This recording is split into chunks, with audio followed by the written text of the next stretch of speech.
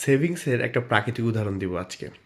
গত 15 দিন ধরে আমার মা অল্প অল্প করে 1 চামচ করে এই ঘি বানানোর উদ্দেশ্যে দুধের সর জমা করছিল।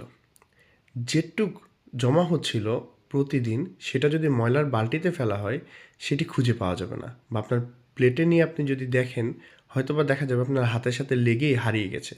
কিন্তু সেটি দিয়েই 50 ml পরিমাণ ঘি আজকে আমরা পাইলাম। তো ডিপিএস হচ্ছে এমন একটি ইনভেস্টমেন্ট।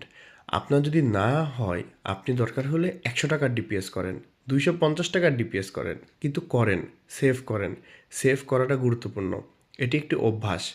এভাবে করতে করতে একসময় দেখবেন যে অনেকগুলো টাকা হয়ে গিয়েছে এবং আপনি বুঝতে পারবেন যে আসলে টাকা জমানো আপনার পক্ষেও সম্ভব। তাছাড়া আপনার কাছে যদি একবারে 50,000 টাকার মতো আসে তাহলে অবশ্যই সেই টাকাটি আপনি সঞ্চয়পত্র করে ফেলতে পারেন। মনে হতে পারে 50,000 টাকার সঞ্চয়পত্রে আর কতটুকুই বা লাভ হবে, কিন্তু এইভাবে 50-50 করতে করতেই একদিন আপনার সঞ্চয়পত্রের সিলিং ফিল আপ হয়ে যেতে পারে। তাই সেভিংস কতটুকু করলেন তার থেকে গুরুত্বপূর্ণ হলো সেভিংস করলেন কিনা। তো আজকে এই পর্যন্তই। দেখতে থাকুন স্মার্ট টাকা টক্স উইথ তানভীর।